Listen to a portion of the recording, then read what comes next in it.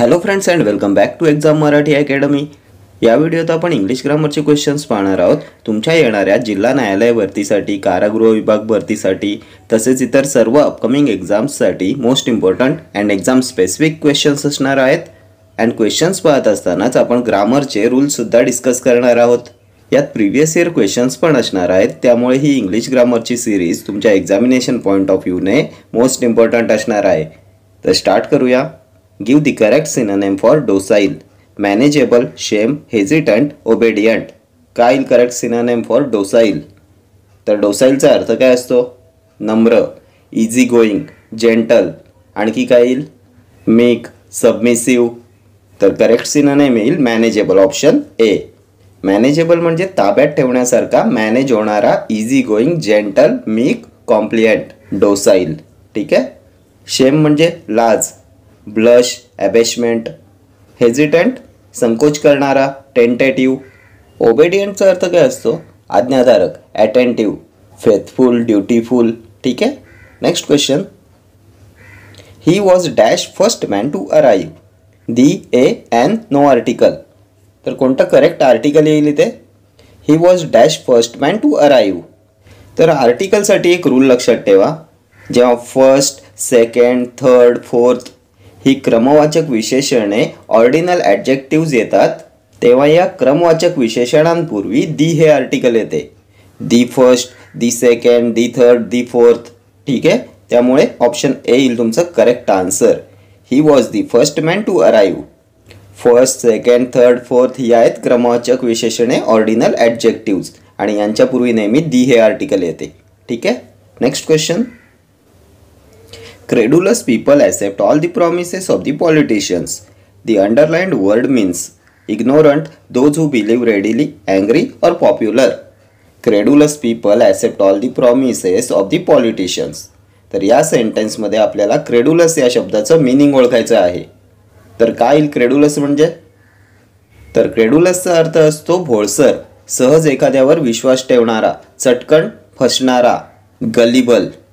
Those who believe readily, option B will be your correct answer. Credulous people accept all the promises of the politicians. भोळसर लोक politician लोकांच्या वचनांवर सहज विश्वास ठेवतात। ठीक आहे।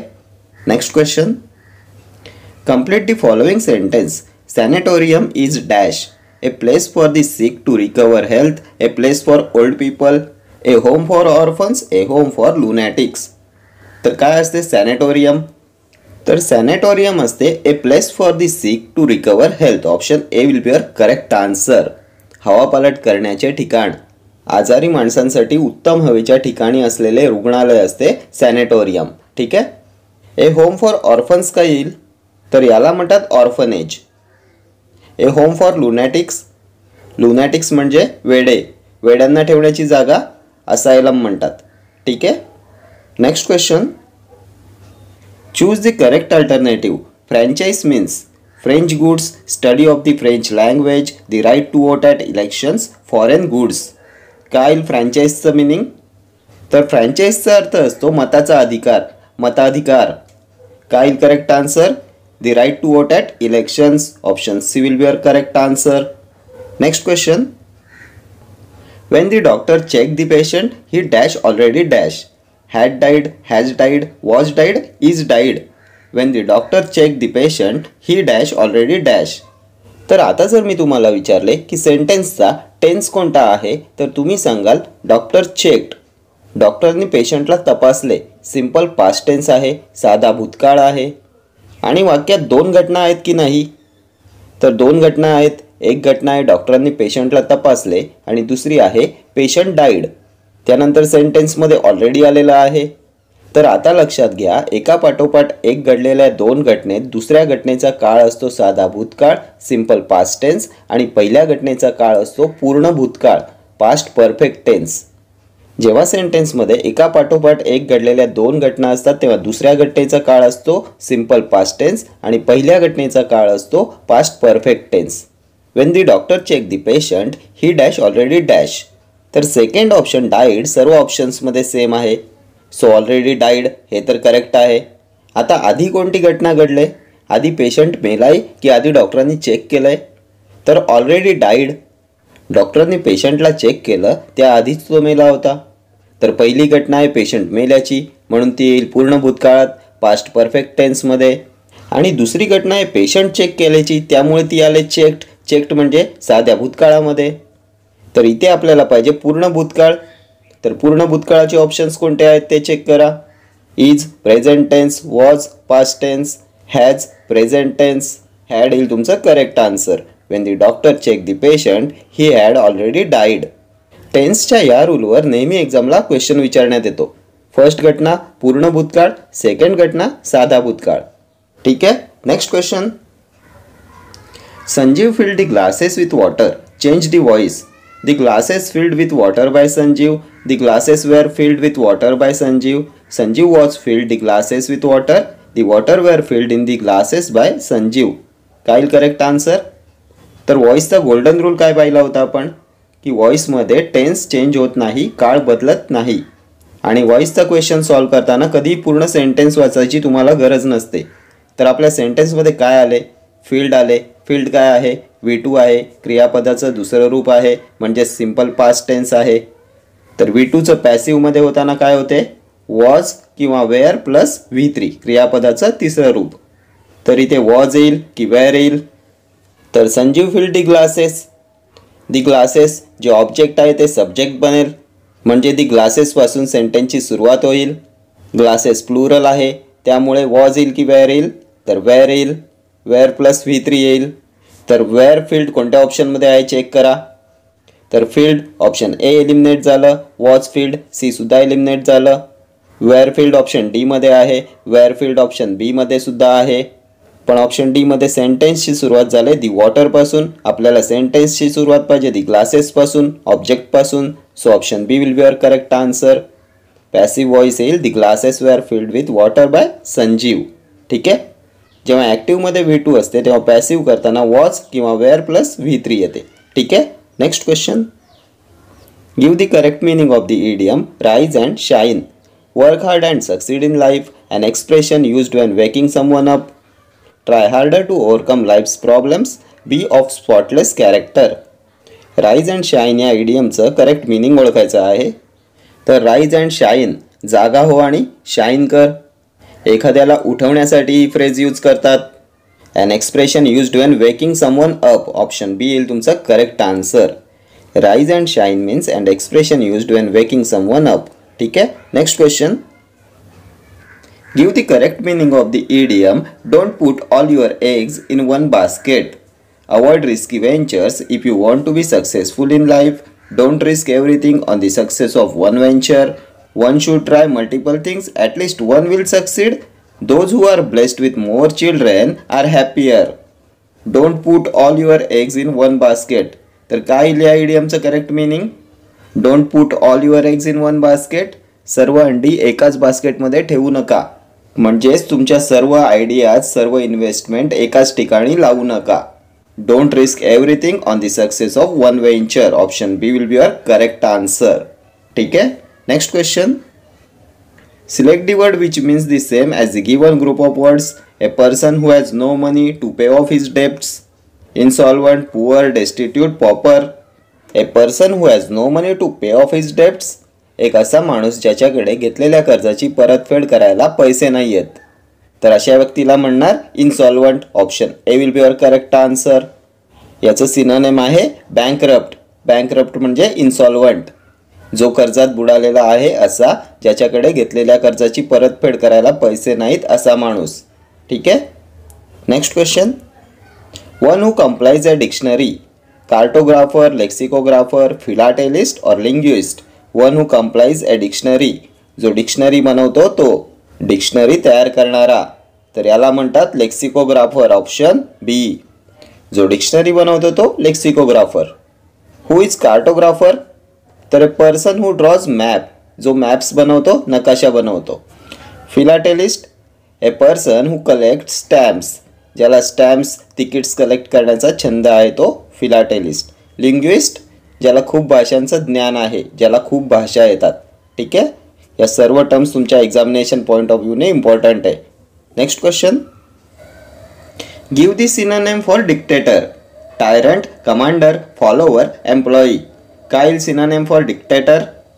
तर डिक्टेटरचा अर्थ असतो जुलमी राजा, सत्ताधीश, हुकुमशाह, हिटलरसारखा जो आपलंच चालवतो, दुसऱ्याचं ऐकत नाही. काय येईल correct synonym? Tyrant, option A. जुलमी राजा, हुकुमशाह. ठीक आहे. कमांडर काय आहे? ऑर्डर करणारा, सेनापती, लीडर, चीफ. ठीक आहे. फॉलोवर म्हणजे अनुयायी, फॅन्स. एम्प्लॉई म्हणजे वर्कर, काम करणारे. ठीक आहे. Next question. Give the synonym for probe. Ignore, investigate, explain, reply. Synonym for probe. तर प्रोब म्हणजे सर्च करणे, इन्व्हेस्टिगेट करणे, चौकशी करणे. ऑप्शन बी येईल तुमचं करेक्ट आन्सर. इन्व्हेस्टिगेट, सर्च करणे, चौकशी करणे, प्रोब. ठीक आहे. इग्नोर म्हणजे निग्लेक्ट करणे, दुर्लक्ष करणे. त्यानंतर एक्सप्लेन म्हणजे एक्सप्लेन करणे, रिप्लाय आन्सर करणे. ठीक आहे. Next question. Give the synonym for vocation. Holiday, occupation, liking, attitude. काय येईल करेक्ट सिनोनिम फॉर वोकेशन? हे वॅकेशन नाही आहे, वोकेशन आहे. हॉलिडे येणार नाही, वोकेशन आहे, वॅकेशन नाही आहे. वोकेशनचा अर्थ असतो व्यवसाय, पेशा, धंदा. काय येईल correct synonym? Occupation, option B. Liking, आवड, ॲटिट्यूड, वृत्ती, व्ह्यू पॉइंट. ठीक आहे. Next question. Select the correct antonym of accord. Concord, policy, dissent, act. Antonym of accord. तर अकॉर्ड म्हणजे ॲग्रीमेंट, एकमताने, सहमतीने. अँटोनिम काय येईल? Decent, option C. डिसेंट म्हणजे मतभेद, डिसॲग्रीमेंट. ठीक आहे. Next question. Which of the following is an abstract noun? Bread, coffee, cheese और हॅपीनेस. ॲब्स्ट्रॅक्ट नाउन, भाववाचक नाम. कोणता येईल भाववाचक नाम? तर हॅपीनेस येईल. Option D will be your correct answer. Bread, coffee, cheese ही आहेत मटेरियल नाउन, पदार्थवाचक नामे आहेत ब्रेड, कॉफी, चीज. ठीक आहे. Next question. Dash of the persons has a car. All, some, few, everybody. Dash of the persons has a car. तर इथे ग्रामरचा कोणता rule use होईल? तर सेंटेन्समध्ये वर्ब क्रियापद कोणतं आहे? हॅज आहे. एकवचनी आहे की अनेकवचनी आहे? तर सिंग्युलर आहे, एकवचनी आहे. तर रूल काय सांगतो? तर जेव्हा वाक्याचा कर्ता none, nobody, anyone, someone, everyone, then everybody, somebody यापैकी असेल तर पुढे एकवचनी क्रियापद येते. सो आपल्याला ऑप्शन्समध्ये शोधायचं आहे none, nobody, anyone, someone, everyone, everybody, somebody. काय आहे ऑप्शन्समध्ये यापैकी? Everybody. So option D will be your correct answer. Everybody of the persons has a car. जेव्हा वाक्याचा कर्ता everybody, somebody, everyone, someone, anyone, no one, nobody असा असतो तेव्हा पुढे एकवचनी क्रियापद येते, सिंग्युलर वर्ब येते. ठीक आहे. ऑल, सम आणि फ्यू यांच्या पुढे प्लुरल वर्ब येईल. ठीक आहे. Next question. My brother resembles dash me as, like, of, no preposition. My brother resembles dash me. तर resemble, then order, love, discuss, then request, approach, enter, reach, marry या क्रियापदांनंतर preposition येत नाही. कोणती कोणती? Resemble, order, love, discuss, request, approach, enter, त्यानंतर reach, marry या क्रियापदांनंतर प्रेपोजिशन येत नाही. Option D will be your correct answer. My brother resembles me येईल तुमचं करेक्ट सेंटेन्स. इथे प्रेपोजिशन येणार नाही. ठीक आहे. Next question. He fell dash the well into, to, of, after. तो पाण्यात पडला. तर वस्तूची मुवमेंट दाखवण्यासाठी किंवा वस्तू बाहेरून आत एंट्री करत असेल तेव्हा काय वापरतात? इंटू वापरतात. ऑप्शन ए येईल तुमचं करेक्ट आन्सर. ही फेल इंटू दी वेल. एखाद्या वस्तूची मुवमेंट दर्शवण्यासाठी किंवा वस्तू बाहेरून आत एंट्री करत आहे असे दर्शवण्यासाठी इंटू हे प्रेपोजिशन वापरतात. ठीक आहे. Next question. He dash tea every morning. Take, takes, taking और taken. He dash tea every morning. तर कालच्या व्हिडिओत आपण एक टेन्सचा रूल पाहिला होता. युनिव्हर्सल ट्रूथ, म्हणी, सुविचार, सायंटिफिक रूल, नेहमीची सवय हे नेहमी कोणत्या टेन्समध्ये असते? तर सिंपल प्रेझेंट टेन्समध्ये असते. साध्या वर्तमान काळामध्ये असते. ही डॅश टी एव्हरी मॉर्निंग. तो रोज सकाळी चहा पितो. नेहमीची सवय आहे. कोणता टेन्स येईल? सिंपल प्रेझेंट टेन्स येईल, साधा वर्तमान काळ येईल. काय येईल करेक्ट आन्सर? तर टेकन परफेक्ट टेन्समध्ये येते, टेकिंग कॉन्टिन्युअस टेन्समध्ये येते. तर आता टेक येईल की टेक्स येईल? तर ही सिंग्युलर आहे की प्लुरल आहे? सिंग्युलर आहे. तर सिंग्युलर वर्ब टेक आहे की टेक्स आहे? तर आपण पाहिलं होतं वर्बला एस प्रत्यय लागला की ते होते सिंग्युलर आणि नाऊनला एस प्रत्यय लागला की ते होते प्लुरल. सो यापैकी टेक्स येईल तुमचं singular. Option B will be your correct answer. He takes tea every morning. ठीक आहे. Okay friends, thank you for watching this video. See you in the next video. Till then, do like, share, comment and subscribe to my channel. Thank you.